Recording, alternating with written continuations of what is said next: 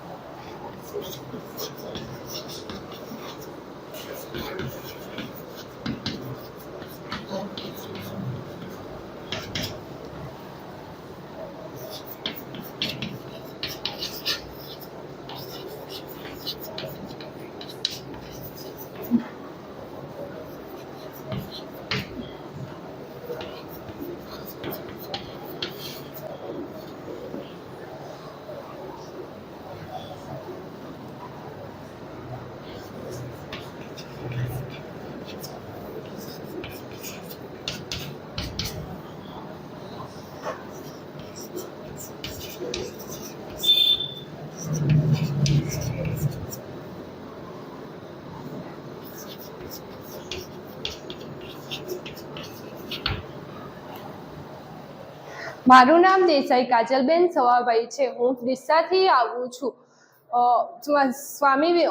સ્વામી વિવેકાનંદ સર્વોદય bank education કોલેજની પ્રશિક્ષણાર્થી છું. તો વિદ્યાર્થી મિત્રો, આજે આપણે વાણિજ્ય વ્યવસ્થા અને સંચાલનના એક મહત્વના એકમ વિશે અભ્યાસ કરીશું. મોટાભાગે બે પ્રકારની પ્રવૃત્તિઓ કરવામાં આવતી હોય છે. બિનઆર્થિક પ્રવૃત્તિ એટલે કે એવી પ્રવૃત્તિ કે જેની પાછળ નફો, લાભ કે વળતર થવાનો ઉદ્દેશ નથી. તો કમાવાનો નફો, લાભ કે વળતર થવાનો ઉદ્દેશ નથી, તો તેવી પ્રવૃત્તિને બિનઆર્થિક પ્રવૃત્તિ કહીશું. બિનઆર્થિક પ્રવૃત્તિના મુખ્ય હેતુ માનવ સેવા, દેશ સેવા અને સમાજ સેવાનો રહેલો હોય છે. બિનઆર્થિક પ્રવૃત્તિનો જોખમ અને અનિશ્ચિતતા રહેલા નથી. તો આવી પ્રવૃત્તિને કેવી કહીશું આપણે?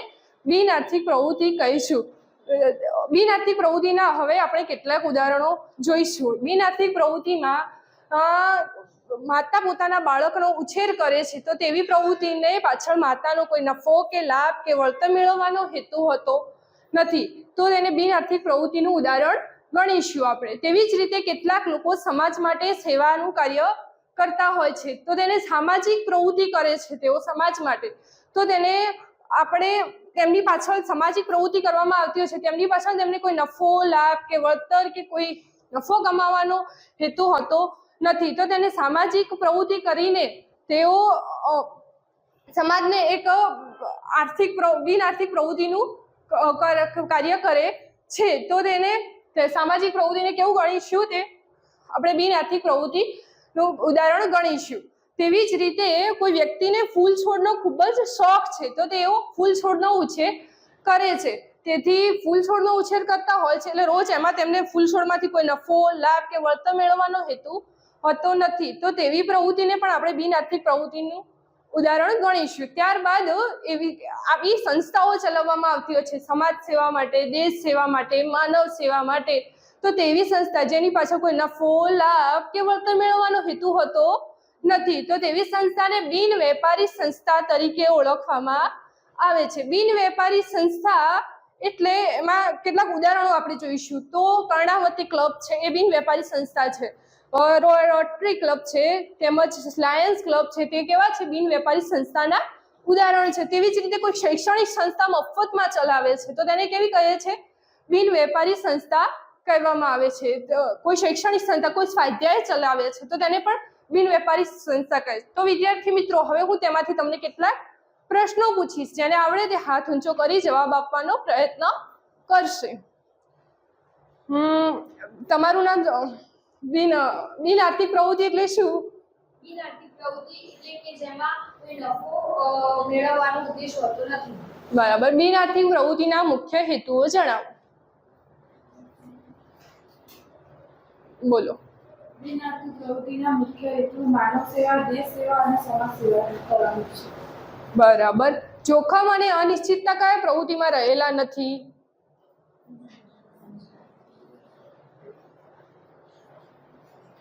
બોલો. જોખમો લેવાની છતાં બિન આર્થિક પ્રવૃત્તિમાં રહેલા નથી. Very good. બિન આર્થિક પ્રવૃત્તિનું એક ઉદાહરણ આપો. બોલ. બિન આર્થિક પ્રવૃત્તિનું એક ઉદાહરણ માતા પોતાના બાળકનો ઉછેર કરે છે. બરાબર. બિન વેપારી સંસ્થા એટલે શું?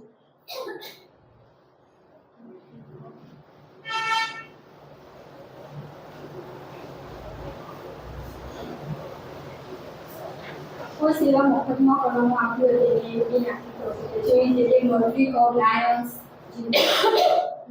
કોઈ એમ કે કોઈ સંસ્થા જેનો મુખ્ય હેતુ નફો લાભ કે વળતર મેળવવાનો નથી, ખાલી સેવા આપવાનો જ છે, તો તેવી સંસ્થાને કેવી કહીશું આપણે?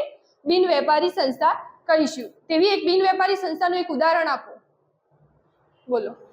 બિન વેપારી સંસ્થામાં રોટરી ક્લબ, લાયન્સ ક્લબ વગેરે જેવી સંસ્થાઓનો સમાવેશ છે. બરાબર.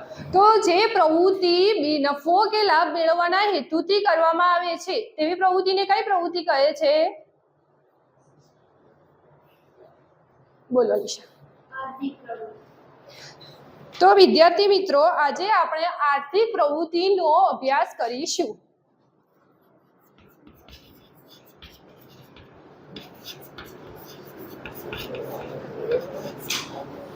Thank you.